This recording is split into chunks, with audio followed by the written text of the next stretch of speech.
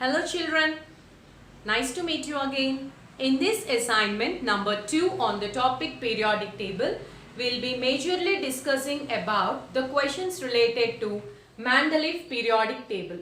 The first question, without knowing the electronic configuration of the atoms of elements, Mendeleev still could arrange the elements nearly close to the arrangement of the modern periodic table.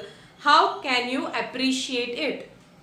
So here this is a short answer. You have to conclude your answer simply.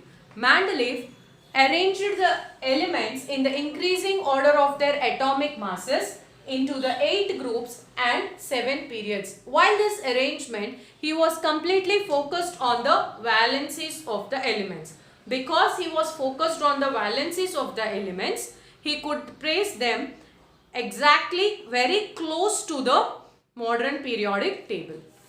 Second, what is your understanding about the formulas E(A2O3) and EsO2? Mendeleev was a super intelligent person who was successful to leave the gaps for the unknown elements. Not only that, he also gave the physical and chemical properties of the elements which were not discovered at that time. In that scenario, he gave the formulas E(A2O3) for one element which he named it as Eka aluminium, and Es2O3 he named it as Eka silicon. So from the molecular formula itself of this oxide, we can easily tell that it belongs to third group, and Es2O2 by the formula of oxide we can tell that it belongs to fourth group, which were later found to be gallium, whose formula was Ga2O3, and Es2O2, that is Eka silicon, was later found to be germanium, whose formula was GeO2. GeO2. So this is the answer for second question. Coming to the third question. Your first question and third question are same, but the first question you have concluded in a short form, whereas for the third question you have to give a long answer. So the question is same. Without knowing the electronic configuration of atoms of elements, Mendeleev still could arrange the elements nearly close to the arrangement in the periodic table. How can you appreciate this? So coming to here, the first point what can you write is his periodic law. He arranged the elements in the increasing order of the periodic table with the law that the physical and the chemical properties are the periodic functions of their atomic masses.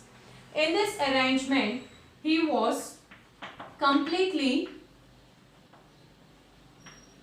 focused on valencies of the elements. Valencies of the elements. So, though sometimes the valence, he have to overcome his own law. He violated his own law. At certain times, he still placed the elements in exact position. Say for example, you have two elements, one anomalous pair. If at all you have taken iodine and tellurium. Iodine was 126.9 and tellurium mass was 127.6. So, by seeing their masses, atomic masses, iodine has to come first but tellurium later, but depending upon their valencies, in other words, depending upon their properties, tellurium was placed in the 6th group and iodine was placed in the 7th group. He interchanged their places. Yes, he could not explain an exact explanation for this interchanging of the positions, but still he has placed them in the correct positions in the periodic table. And next is, he also has corrected the atomic weights of the elements based on the valencies. Atomic mass was given as equivalent weight into valency. For example, he corrected the atomic weight of the beryllium. Beryllium equivalent weight was found to be 4.5, and at that time of his table, beryllium valency was found to be 3. So, atomic mass was found to be 13.5. 13.5. But later he corrected the valency to be 2. So exact atomic mass of the beryllium was calculated as 4.5 into 2 is equal to 9, and he placed the beryllium in the second group, not in the third group. So because he was successful in arranging and correcting the places, his modern periodic table and the Mendeleev periodic table was very close to each other. So in this way you have to explain the third answer also. Thank you children. Stay home, stay safe.